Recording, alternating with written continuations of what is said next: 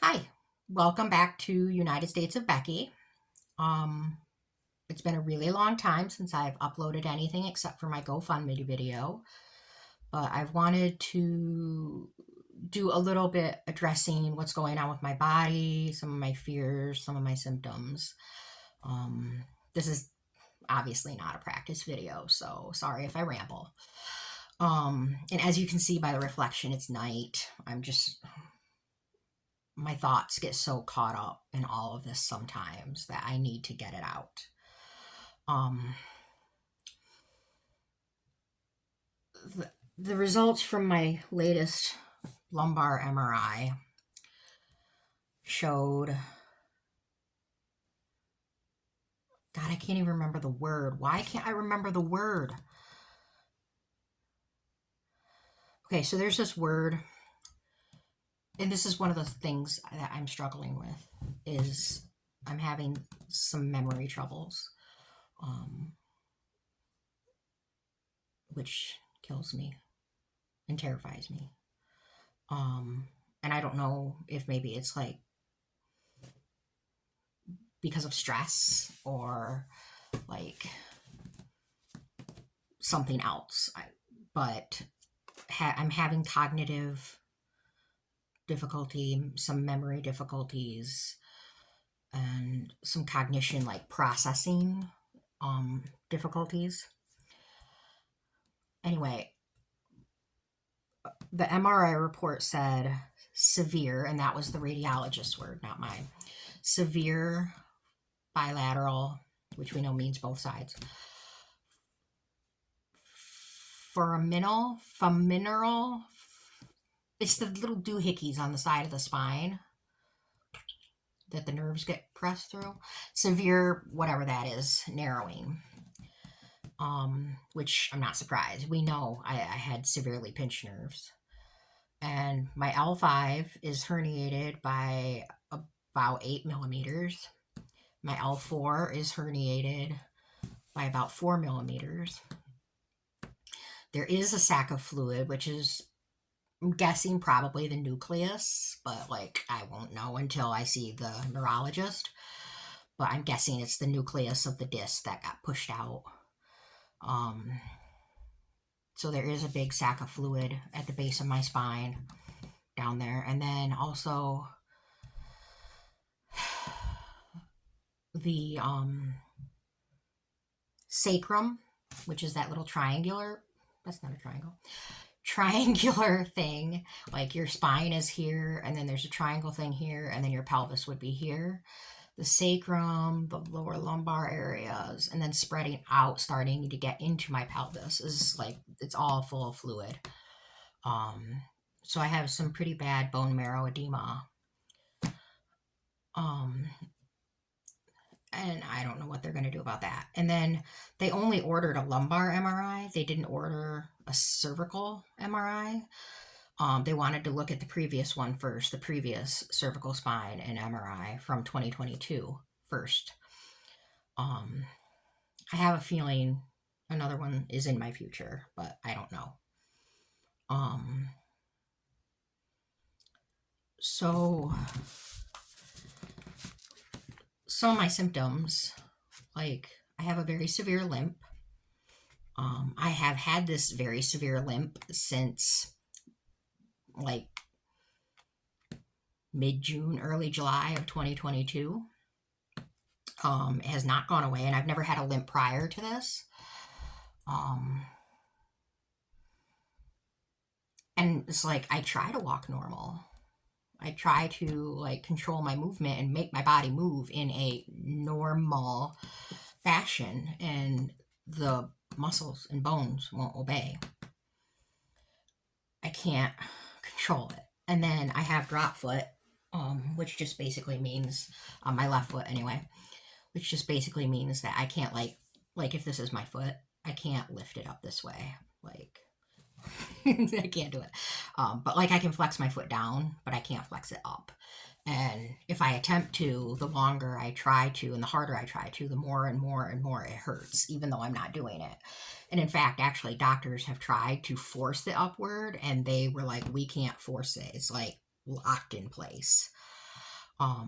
which also contributes to the limp. And sometimes I trip over it because that's a common symptom and a common thing that goes with drop foot.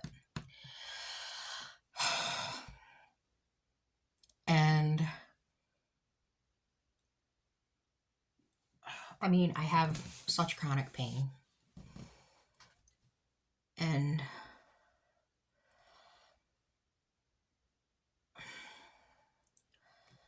I don't know how to explain it.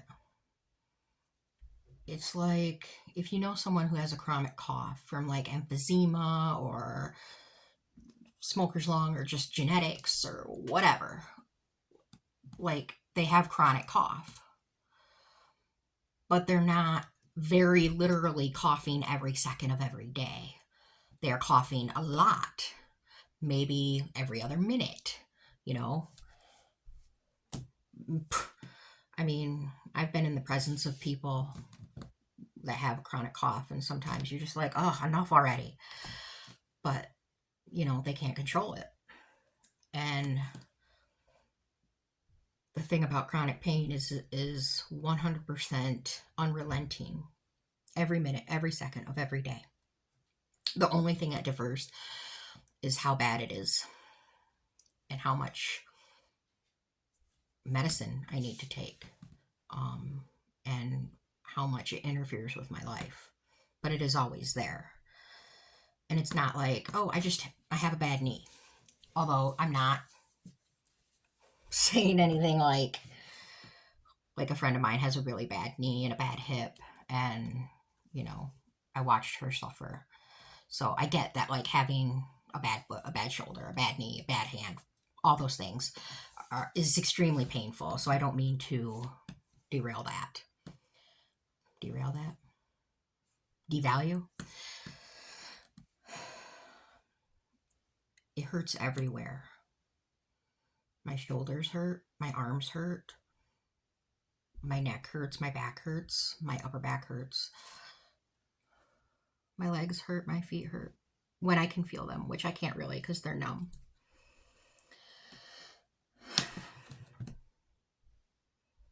Sometimes my muscles spasm so hard, like I can literally feel the clench and then feel them release. Feel them like tighten and feel them release. Not just like, oh, my back is sore, it feels really tight. You know, it's just like you can actually feel the muscle group squeeze tight, release, squeeze tight, release. And it hurts.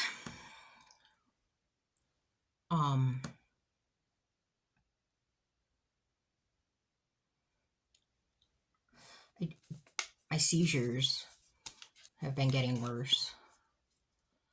I haven't really talked much about my seizures because I don't have epilepsy that I'm aware of. I haven't been diagnosed with epilepsy. I've never had seizures before in my life. But back in June, I started having, like, it started with just like maybe my hand twitching, twitch, twitch, twitch. And then like my whole arm would jerk. And sometimes like both arms would jerk. Or I'd be at work and I'd be standing there and like suddenly my entire upper body would be like that. And then it became like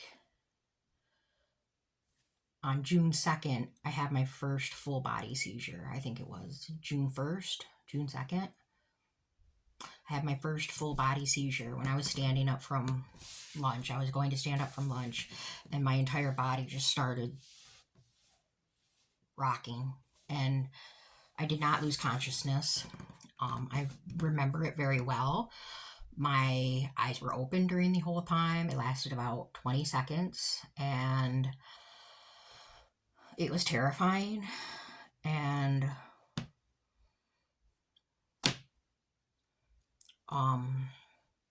but I was alert. My brain was on but empty. Like I wasn't thinking about anything.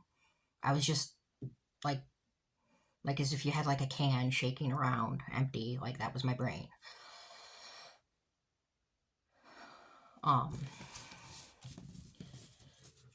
So for a while they were growing in severity and duration and frequency. And then in July, the neurologist put me on gabapentin, 300 milligrams 3 times a day, which is a very, very, very baby dose for gabapentin. Um,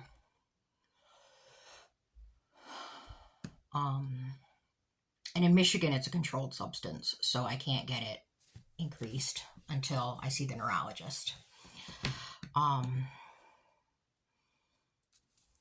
had this incident where my body like seized up, and it was like a moment out of The Evil Dead, and my body just like froze, arched backward, and everything. I was sitting on the couch at the time,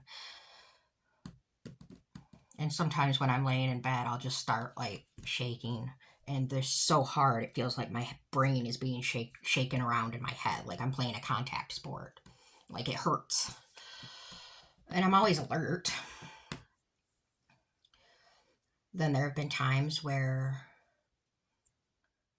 I've had these spaced out moments where, like one time, Sean and I were shopping and we were going through the parking lot at Meijer, and I was pushing the cart, evidently. And then I was looking at this really cool car that was parked right next to us. And I was like, oh, that's such a cool design on the side of their car. And then I was pushing and walking down the middle of the parking lot and like crossing.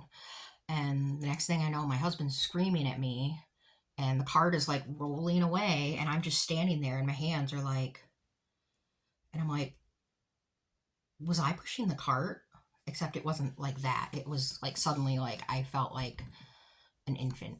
I was like, was I pushing the cart? And I started crying, and like I had just completely stopped and spaced out, and that was incredibly terrifying for me. And I've had a few other moments of like total space out, but usually it's been not quite as severe as that.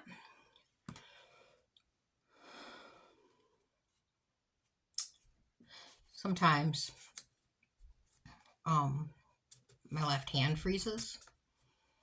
Um there's different neurological tests. Like I like for Parkinson's, they can test like if you can do this. Apparently people with Parkinson's disease will like it'll get smaller and less frequent, like, you know. And I can still do it pretty good. I'm not saying I have Parkinson's disease. I don't believe I do. Um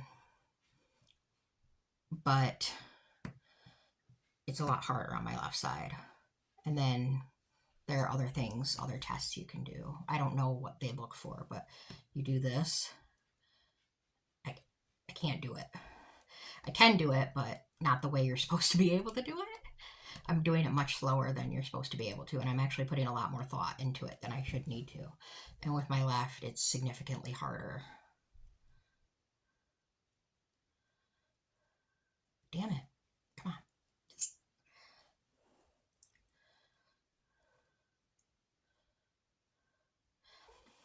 So I really struggle to maintain control of my hands. You know how like people will like do the little wiggle? I can do that right now because I'm thinking about it. If I was just like, with my left, it's a lot harder. I have a great deal of trouble controlling the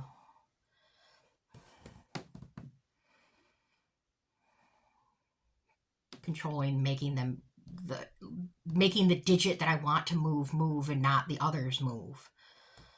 And making it move the way I want it to move. Like a couple weeks ago, I was just like I was laying in bed and I was reading, and I went to pick something out of my hair. I like thought I saw like a piece of paper or something in my hair, and I went like this, and my hand froze like that. Like that.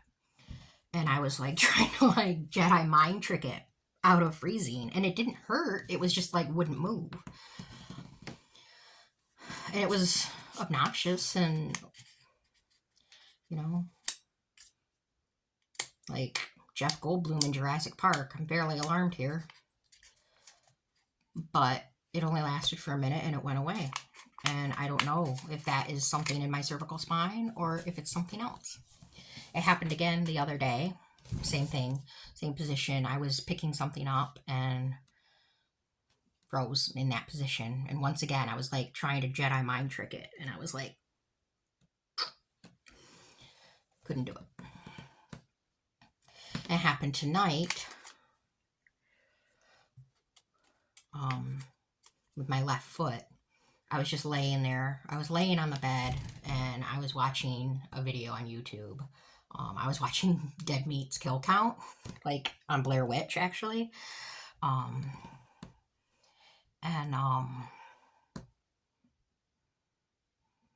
like I suddenly felt weird in my left foot, and I tried to like, was like laying there, just kind of resting, and I was like trying to kind of stretch my leg, like stretch my left leg forward, like sort of like a ballerina, like I just wanted to like stretch my leg, and I felt like I needed to move it, and I couldn't, and like my left foot would not move, and I tried like moving it in a circle, which is already difficult enough because I have very little control over it, but like I couldn't do anything. It was frozen in spot. And that lasted for a couple minutes and then went away, and it wasn't painful, just obnoxious and a little scary. And last month there was one morning I woke up and my left leg was like really stiff and I couldn't move it. And I figured I'd slept on it wrong. That was the first instance of something like this happening. I just figured I'd slept on it wrong because I've got the stuff going on in my lumbar, like this hardware issue that is severely affecting my legs. So I just figured it was that.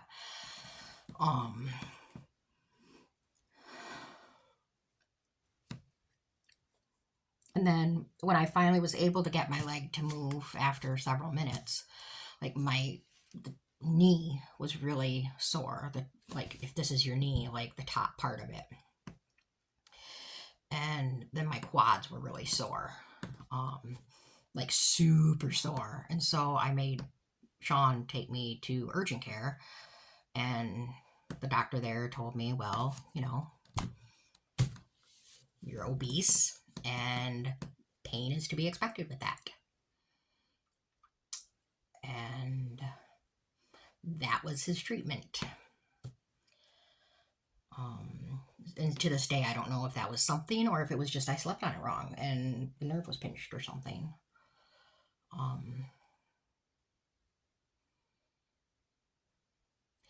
Everybody seems to want to blame all my symptoms on my lumbar spine. And I know that's a significant portion of it.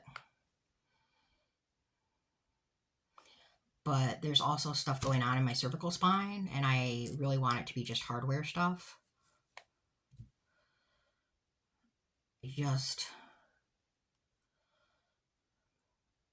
I am so scared.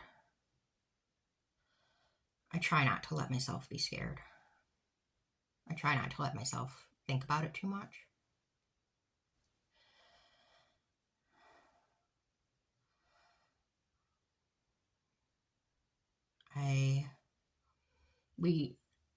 It's Sunday night tonight, the 8th, October 8th.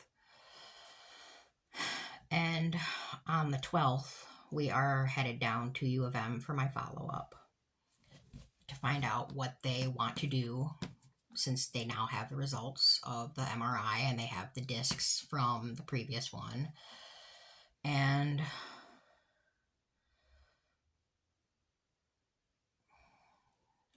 people ask me like, oh, are you scared of like what going down there? Are you scared of what you're going to find out? No, I'm not scared of what I'm trying to find out. I'm scared of the ramifications of what I'm going to find out. I'm scared that I'm not going to be able to continue working. I'm scared that they're going to want to do a spinal surgery. I'm scared that they're not going to want to do a spinal surgery. I'm scared that they're going to be like, oh, you have to see a spinal specialist.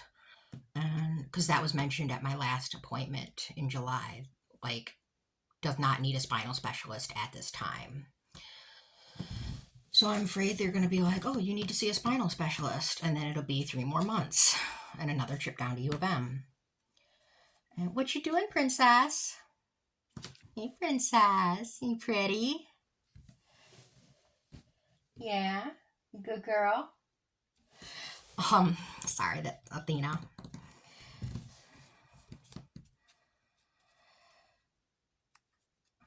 I wish, I mean, a lot can be attributed to my lumbar spine, and I'm sure there's a lot that needs to be attributed to my cervical spine. I wish I wasn't getting electric zaps down my neck and into my arms. I wish I wasn't getting electric zaps in my fingers. I wish my arms didn't ache.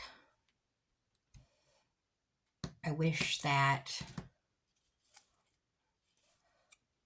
I could hold proper posture and it didn't hurt. Like, I used to be able to at least, like, push my shoulders back and, like, and if I push my shoulder, it, like, ends up causing more pain.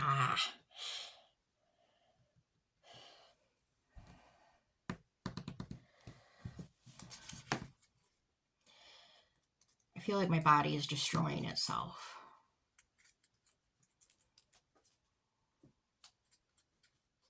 Sometimes I have the fear that I'm very, very, very slowly going paralyzed, which is probably an irrational fear and maybe a hypochondria thing.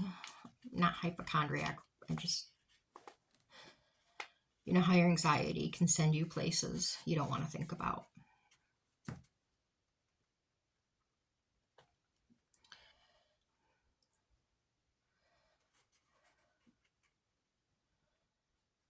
I don't know what's going on, and I wish I did. I just wish I had answers.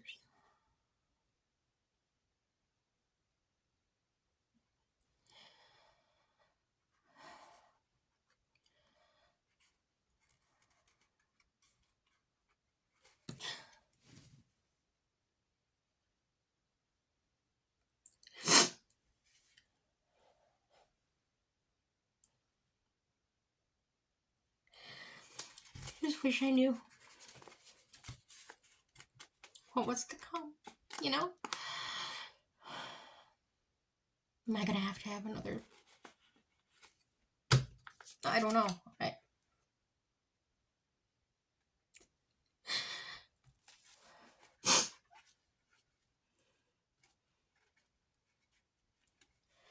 And the thing is a lot of this, like, there's been no shortage of doctors and nurses.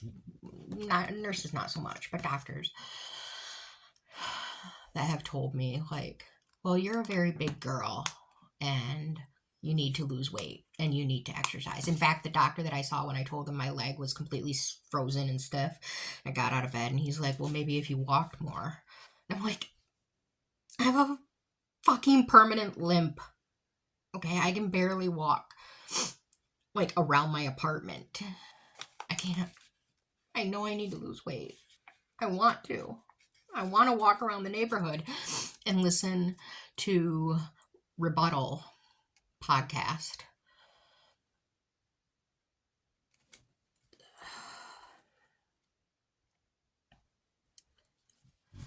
I hate how much independence I've lost. I hate how hard it is to do just the most basic things. And I hate how alone I feel sometimes.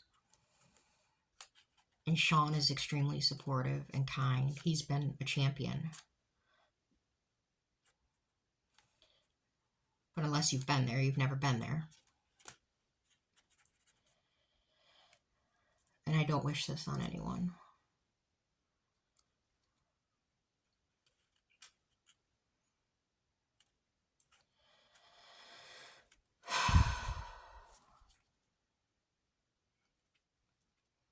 I'm not going to say some of my specific fears out loud because I don't want to.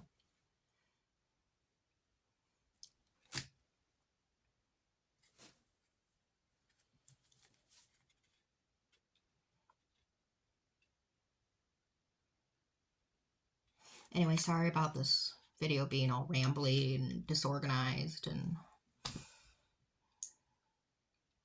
whatever, but just needed to talk this stuff out a little bit.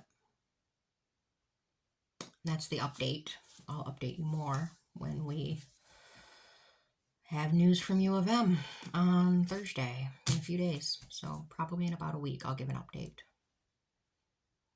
If you made it this far, my God, bless you. Thank you.